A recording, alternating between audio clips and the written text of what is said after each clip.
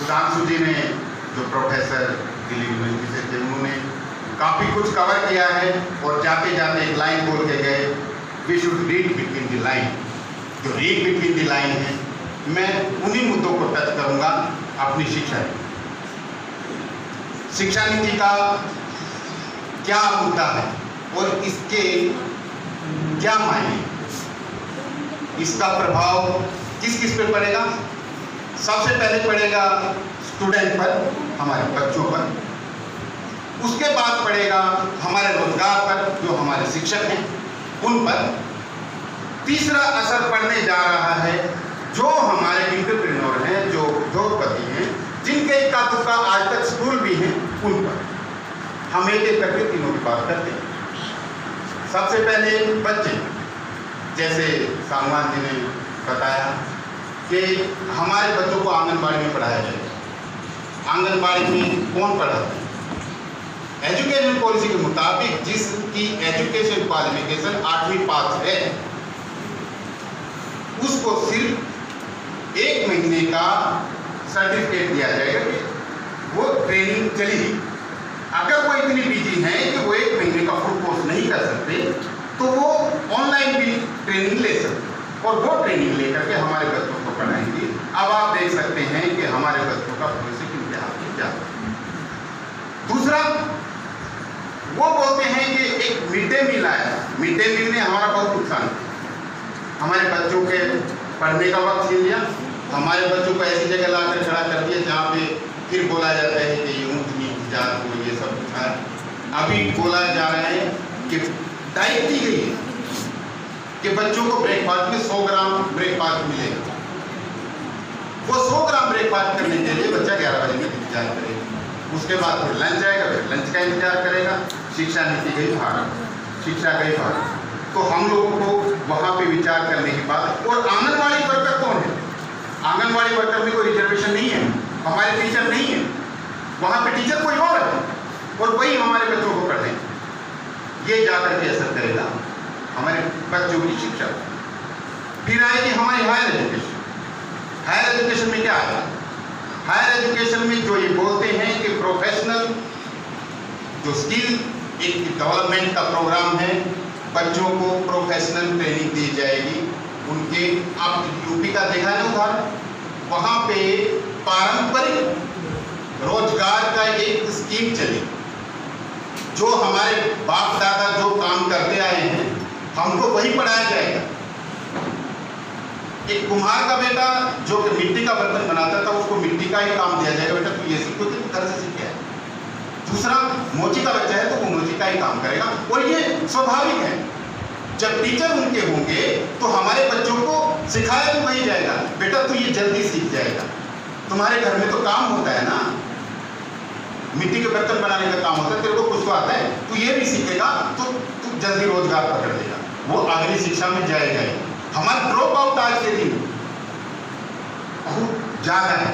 और जो हमारा इनरोलमेंट है, जो लोअर एजुकेशन से, प्राइमरी एजुकेशन और हायर एजुकेशन से जो कॉलेज का इनरोलमेंट है, आज के दिन 26%। और 26% से इनका टारगेट 2035 तक 50% करने का है। वो 50% कैसे होगा उसकी बात नहीं करेंगे, वो तो वो करेंगे।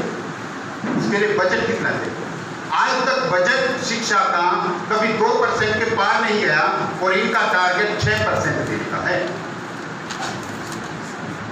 इनका 6% टारगेट देने का है, तो 6% इनके पास नहीं। जो भगवाकरण की बात आई है, हम भगवाकरण पर टच करते हैं। भगवाकरण क्या है?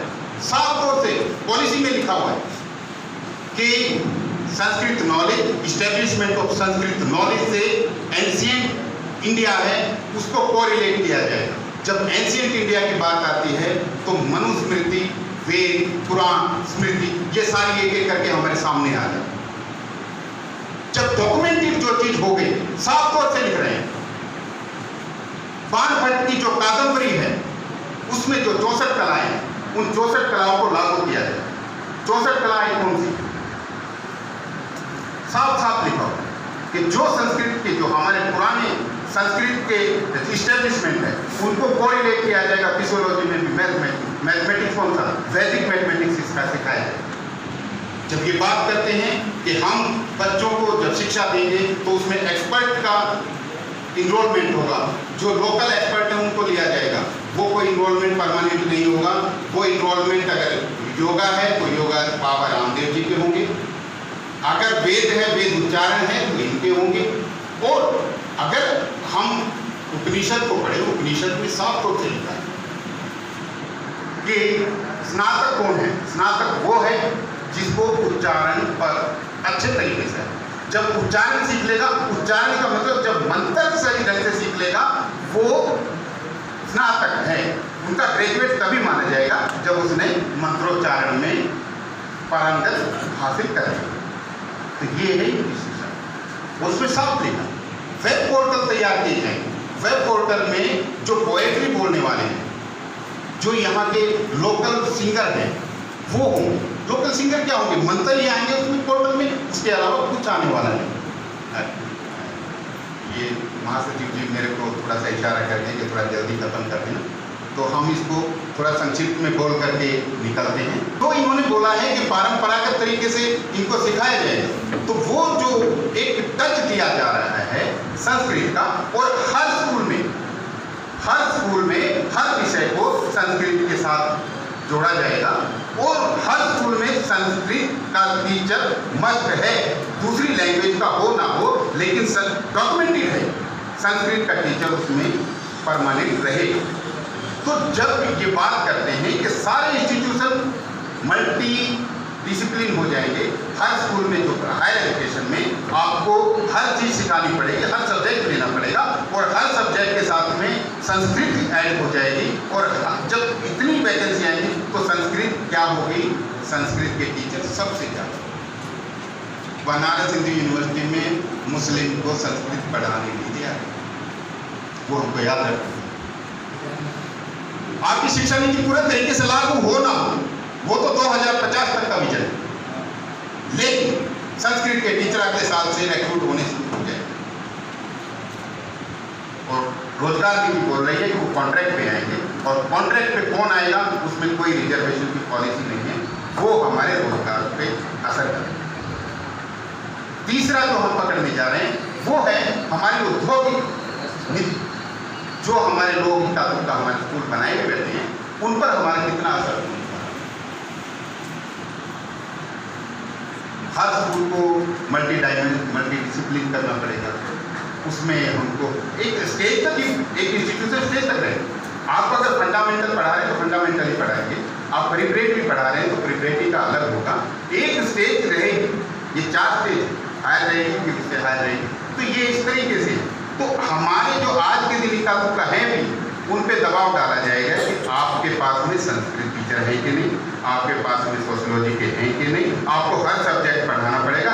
इतनी चीज़ें अगर आपके पास हैं, ठीक है, नहीं तो छोड़ के निकल जाओ, आपकी व्यवस्था स्कूल चलाना नहीं, हम वहाँ भी थे। पीपीपी, प्राइवेट पब्लिक पार्टनरशिप पे पूरी शिक्षा नीति रहेगी। लैंड गवर्नमेंट की होगी, कुछ पैसा प्राइवेट फर्म लेके आएगी। जब प्राइवेट फर्म लेके आएगी तो वो बोलेगी हम इसमें कोई भी रिजर्वेशन लागू नहीं करेंगे, और हम वहाँ जो इक्का दुक्का हमारी नौकरियाँ बची थी हैं वो हमारी चली। वो पीपीपी के साथ हम नहीं टिकते, क्योंकि हमारी ग्रांट पास करने वाले तो ऊपर बैठे हैं, और जब ऊपर से हम पास नहीं करा पाएंगे तो हमारे स्कूल नहीं। हर तरफ से नेगेटिव वाइब्स आ रही, लेकिन मैं निराशावादी नहीं, हमेशा आशावाद की हम बात करें। मैं पहले बोला हूँ कि just like Martin Luther king, जब उसने 1964 में बोला था कि इकोनॉमिक बायकॉट, रोजा पार्क नाम की लेडी जब बस में चढ़ रही थी, उसको चढ़ने नहीं दिया, ब्लैक थी, निग्रो थी, नहीं चढ़ने दिया। मार्टिन लूथर किंग ने बोला बायकॉट दिस बस में बैठना लोगों ने बंद कर दिया, और उनके जब बस में बैठना बंद कर दिया 6 महीने के अंदर बस कंपनी दीवार। हमारा भी इकोनॉमिक बायकॉट ऐसे ही रहेगा इनकी तरफ से। आज जो हम ऑफिस खरीद सकते हैं, तो कल को हम स्कूल के लिए भी इसी तरीके से देंगे। हमारे जो आज के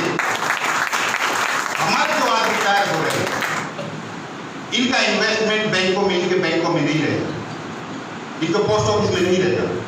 इनका इन्वेस्टमेंट हमारी एजुकेशन सिस्टम में है, स्कूलों में है। हम अपने स्कूल को सिखाओ, तुम हमारे बच्चों को संस्कृत सिखाओ, तुम वैदिक उच्चारण सिखाओ, हम अपने बच्चों को नहीं सिखाएंगे। ये जो बैठे आचमन पे अपने बच्चों को सुबह से शाम तक सिखाएगी, वो जो स्कूल में सीख के आए बेटा, वो सिर्फ तुम्हारे मार्क लेने तक के लिए है। मेरे महापुरुषों ने तुमको ये सिखाया, तुम ये सीखना, इसके अलावा तुम बिल्कुल। तो हम अपने बच्चों को इस तरीके से तैयार लड़ेंगे, आशावाद है और आशावाद से हम जीतेंगे। जय भीम, जय निवासी, जय